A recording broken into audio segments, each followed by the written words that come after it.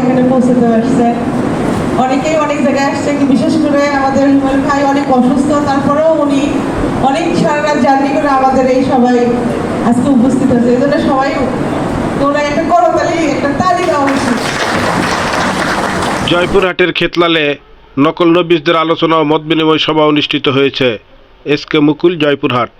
জয়পুরহাট জেলা শাখার উদ্যোগে শনিবার 19 এপ্রিল খেতলাল উপজেলা হলরুমে জয়পুরহাট জেলা শাখার সভাপতি মোহাম্মদ আব্দুল মান্নানের সভাপতিত্বে প্রধান অতিথির বক্তব্য রাখেন সিনিয়র সহসভাপতি কেন্দ্রীয় নির্বাহী পরিষদ বিইএমএ জনাব শেখ এনামুল হাসান রোমেল।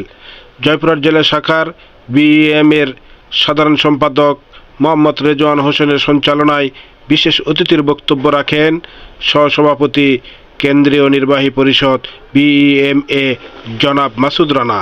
আমন্ত্রিত অতিথি রাজশাহী, রংপুর বিভাগের সকল জেলার সভাপতি ও সাধারণ সম্পাদক এবং জয়পুরহাট জেলার সকল নকল নবিশ বৃন্দ উপস্থিত ছিলেন।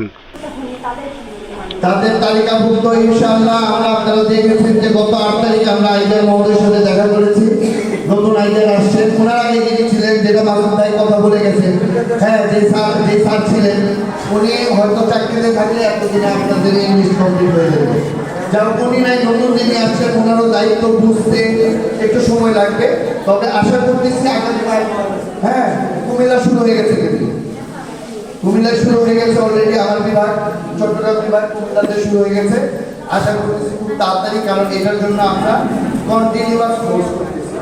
কারণ আমাদের যে অংশটা বাকি আছে তাদের যত তাড়াতাড়ি আমরা নিয়ে আসতে পারবো, এটা আমাদের কাজের জন্য সুবিধা হবে। তো